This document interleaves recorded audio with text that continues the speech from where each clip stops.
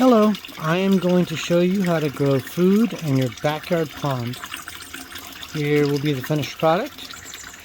Here's the pond that I'm working with. It's a 500-gallon Rubbermaid pond that I made with established fish living in it. These will be the supplies that you will need. This is a dollar store pool noodle, a dollar store container. This is the size of the one that I am using. Some zip ties, a knife to cut the noodle. This is a 1-inch PVC pipe. 2 drill bits, a fatter one for the bottom of the holes of the container and a smaller one for the zip ties. Your drill. And these are expanded clay pebbles. You can purchase them where you want. I suppose you could use lava rock if you wanted. That might be heavier. But this is what I have on hand, so this is what I'm using. The first step is, with your fatter drill bit, drill holes in the bottom of your container so that the water and nutrients can get in.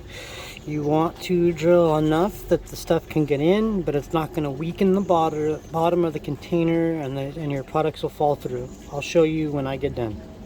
I don't have a camera holder, so I'm doing this and pausing and showing. Hold on. Okay, I drilled the holes in the bottom. You can see some of the larger cracks. This is an older container that's more brittle. I also had my drill speed too high and it cracked it. There's no cracks going through the bottom, so I think we'll be okay. On to the next step.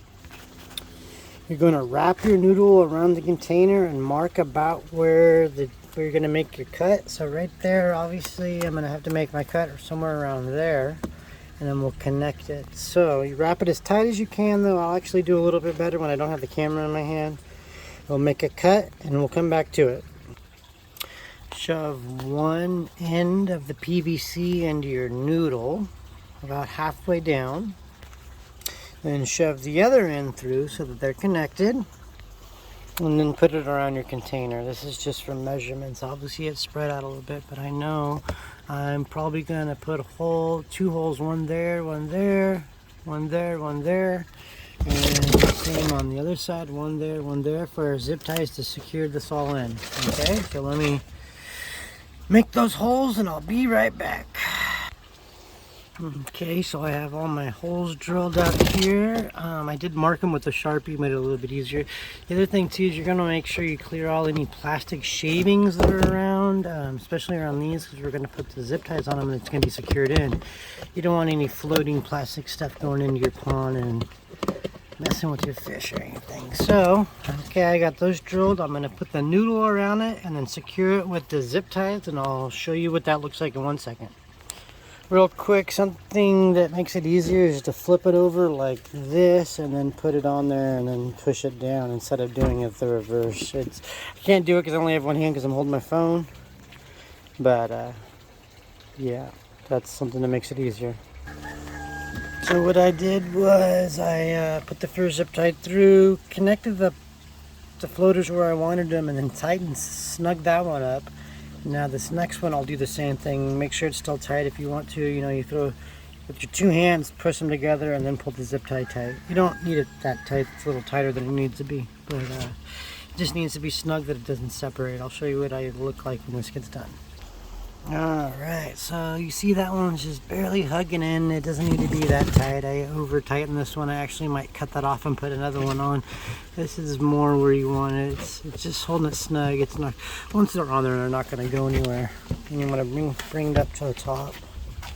Okay, and then we'll snip these ends off in 1 second. I'm going to go replace this one out. I don't like how tight that is. It's ugly. So I'll be right back. Okay, there we go. We have them snug, but not too tight. I have my ends snipped off so they're out of the way. It looks nice and pretty. Or Weifel, or whoever that cares about what things look like will like it now.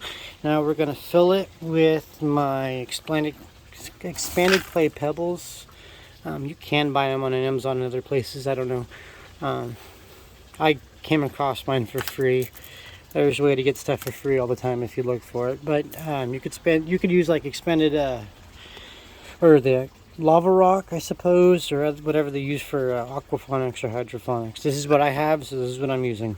Okay, there we go. We got it in there. It's not all the way to the top.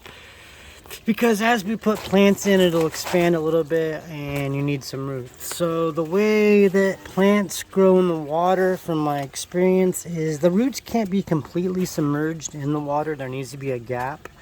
The way this is floating, the water line will be somewhere around here, so most of the way up at this, but you want to have a gap just above so that the plant will grow, and then there's roots that are in the air or not submerged in water, and then they go into the water, and then the nutrients will get sucked up from the bottom where our holes are at, and this should fill out with roots, and then we have happy plants.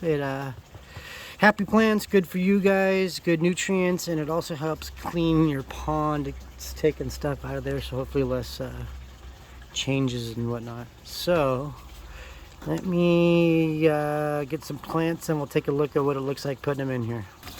So here is my seed starting experiment for aquaponics. I would not call it a success just yet, but this is what I got going on. You can see in there the water level is about 3/4 of the way. We take our romaine hearts when we get down to the bottom and stuff them in there. And when they start putting on roots like those ones did, they get transplanted to the floating tube. However, these are ones that I started by seed.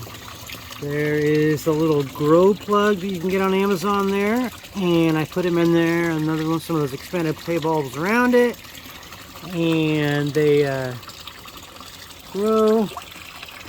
And there's our root system. So I will show you putting this into the other thing and floating it out. Ready? Here we go.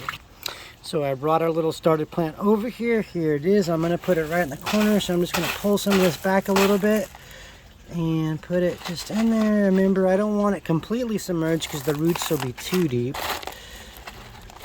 Something about like that'll work. And I'll do the same with the other ones. I'll put it I could probably fit 4 on each side, so 8 total in this thing. I don't know, I haven't filled one out just yet. The other plants you saw in my other one are ones that we saved from ones we bought from the store. When we got down to the end, we saved them and we're growing them out. So, alright, stay tuned. I'll put some more in and we'll give this sucker a float. Real quick, I just wanted to show you this. This is one of the ones I pulled out. Look at that happy root system coming out of there. This is going to be a very happy plant in our new system. So, this type of growing definitely works. So here we have all our plants put in place. You want to be really gentle when you're putting those hair roots that were in the water. Those are very fragile. You want to be very delicate when you're putting them in there and covering them up. They're not like roots that have been in the dirt that are used to getting beat up or whatever. They're just very delicate. So be very gentle with everything. So I obviously have some room here. I need to start some more plants. We're not looking for a big harvest all at once. We want to spread it out. So I have some room for some more plants, but I'm going to go put this in the water and we can see how it's floating. So here it is in the pond floating. It'll take a little bit of while for the water to fill up and for it to really come up, but I'm going to show you this one's been in the water for a while. If you dig down just a little bit, there's the moisture. So it doesn't need to be that deep. So you really don't, you kind of want them just floating up on top like that, and then the roots will go down in where it wants to go. These are 2 Swiss chards and 2 romaine lettuces. They're really happy where they're at. These are both store-bought ones that we just saved the hearts when we got down to the end. Here's another one I'm experimenting. I don't really like this design, but the plant seems to be happy, and I think I'm going to get more production out of this style. So, any questions, anything I didn't cover that you want to know?